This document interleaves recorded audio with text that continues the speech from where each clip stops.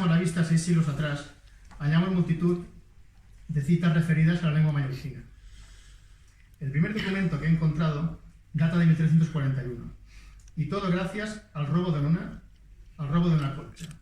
Durante el juicio, para esclarecer el robo, el mallorquín Guillermo Rebull fue exculpado del delito, ya que un testigo afirmó que oyó hablar al ladrón en idioma rosellonense, mientras que Rebull, dado que era mallorquín, hablaba ad modum malloricensem, o sea que hablaba a la manera mallorquina.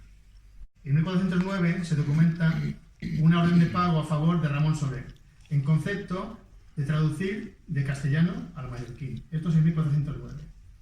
También en 1612, el prestigioso cronista, médico, geógrafo y astrónomo Juan Pin i Melis nos cuenta que en su crónica de la historia de Mallorca la escribió primero en mallorquín y luego la tradujo al castellano.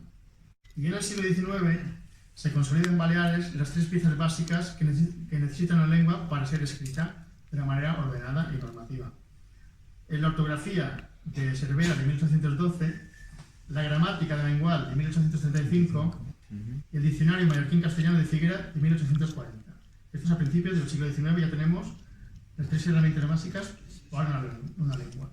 En este caso, en las tapas de los libros y en el interior pone que es la lengua mallorquina, no tiene ninguna otra.